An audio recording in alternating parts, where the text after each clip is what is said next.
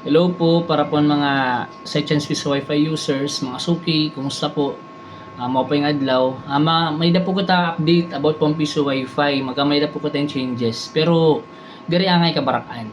Bali an aton po piso Wi-Fi magkakamayadahin iba-ibang ngaran. Halimbawa po kanda Antilea nga to Igbaw magkamayadahin Sections piso Wi-Fi upside. So purpose po ini para diri kita malipat. Kikitaon po niyo kung hainan makusog ang wifi bar signal ha iyo area. So ngadto kan Antilea upside adto ra ma-connect kay naka full bar para makusog puan ang iyo receptionhan internet. Matry pulot ako pagbutanghin sa chance piso wifi gaming para puan maaton mga ruya giniml nga da 5G frequency po ito ya less na ya halag.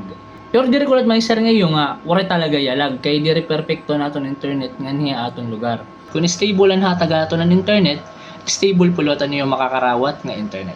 So adla po to ya. Ngayon adi pong good news.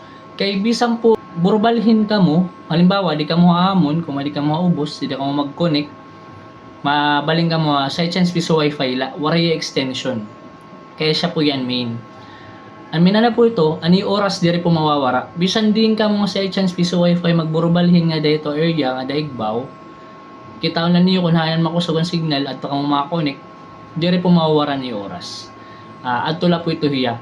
Para naman po happy sa wifi, padayon po na akong pag-maintain para ma-open yung paggamit ngan ha mga oras nga nagdadaw na nato internet, pakipost sa po ni oras para diri po masayang. Damo po nga salamat ang padayon po nga pagsuporta namang piso wifi business. God bless po atong tanan ngan hirot permi. Peace.